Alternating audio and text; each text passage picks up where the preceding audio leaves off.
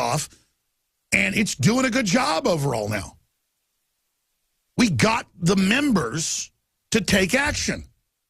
And then once they start steering back the right direction, 90%, we then praise the good behavior. So I've been totally clear about that. So I'm bad having gun owners on every month. I'm bad because I'm saying, oh, look, the NRA is out promoting the Second Amendment. Again, we have to get past this craziness. Joel Scalzo, we got 9 minutes left, 7 minutes left. I really appreciate you from worldaffairsbrief.com, editor-in-chief over there. Other points you want to get into, other big issues you're looking at. Look at Venezuela, $170 hamburgers they're reporting in AFP.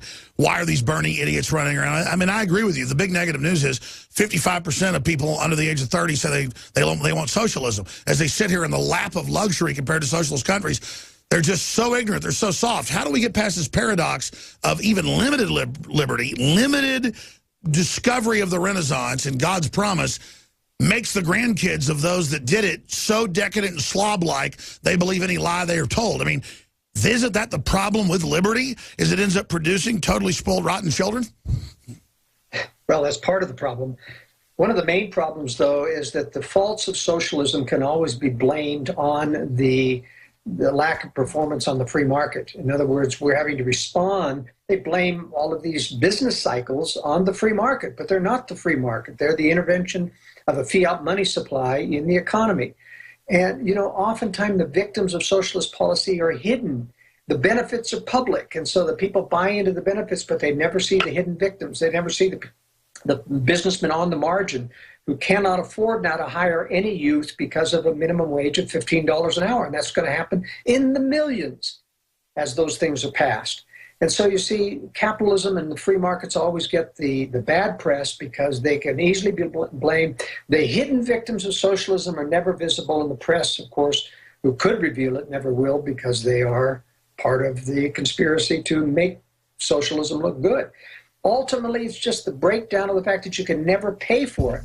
In other words, it's an unstoppable attraction to get more than what your true worth allows under socialism, and there's no way to eventually pay for that.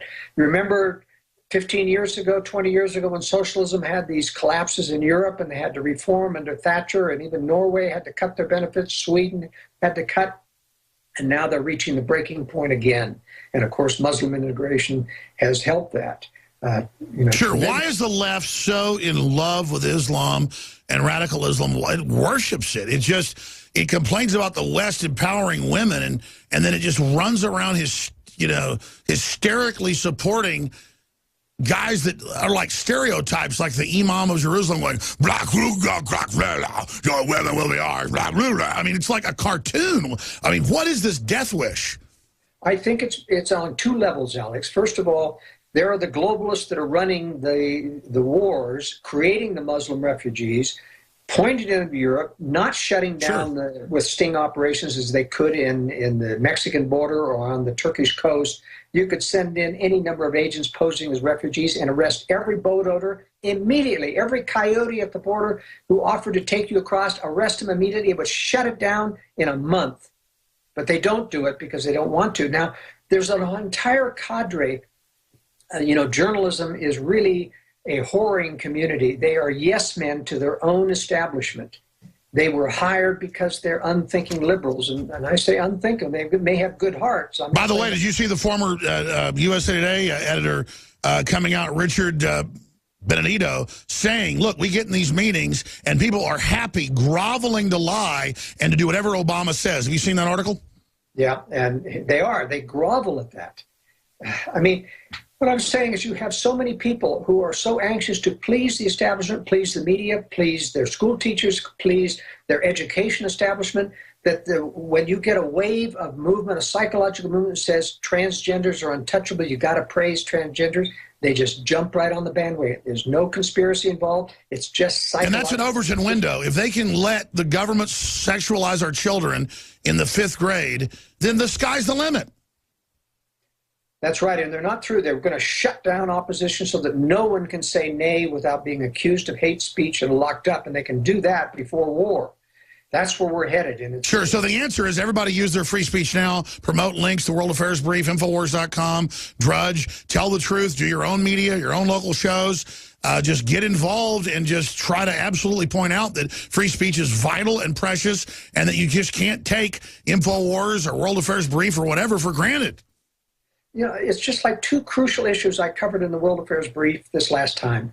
I had to give people the philosophical ammunition so that they can go up against transgender, so they can go up against civil rights and anti-discrimination laws. First of all, I said, you know, you've got to understand what a true definition of fundamental right is. If you're going to go up and say, what's wrong with giving anti-discrimination rights, whether it's race... Sure, my children have a right to not have the school teach them how to have sex when they're 5 years old. Yeah, and you've got to understand how to define those rights. And I do it in the World Affairs Brief. Your listeners can get a free copy by just emailing me at editor@worldaffairsbrief.com.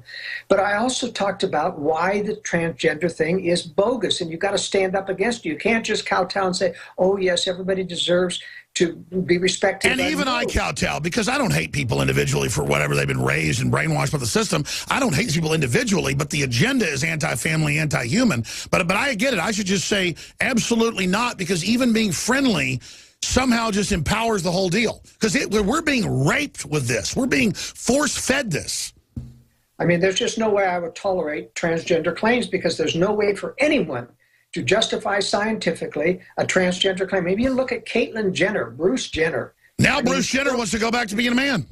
He only still has sex with women, and that means he's had a boob operation, but he has not had a genital operation. And that's just despicable. Just like body modification where you can have horns put on yourself. It doesn't really mean you're a lizard. That's right. And as I've quoted in the World Affairs Brief, there's a professor at Johns Hopkins that says all of this transgender stuff is bogus. They are still males in DNA, in hormones, in all of the aspects of the body where male and female differ, and you cannot change that. Sure. In closing, what is the main agenda behind this? I mean, obviously, in the family, make the state God. That destroys the human family, so this is an anti-human agenda. Well, the agenda is to, first of all, silence everyone in opposition so that when the wave of propaganda, and that's why people have to get out of the public schools, that's going to be the focus of propaganda. I don't care how painful it is, how much it costs, or how much you have to do homeschooling. You have got to get your kids out of public schools, because that's where the impact is going to be. That's where your the educations are worthless. We need to bring, even if it's secret, we need to bring apprenticeships back. That's where kids are going to learn how to be men and women. Joel Skousen, worldaffairsbrief.com. I want to get you back up in the next week. I mean, such incredible things are happening. I want to talk geopolitics more. Hopefully you can come up this week, okay? Yes, I could be pleased to do that. I want to talk to you right now at the end of the show and set that up the next few days. Big guests coming up this week and more, 11 a.m. to 3 p.m. Central, Infowars.com. They're trying to shut this down, folks. Promote it, because this sunlight is hurting these vampires.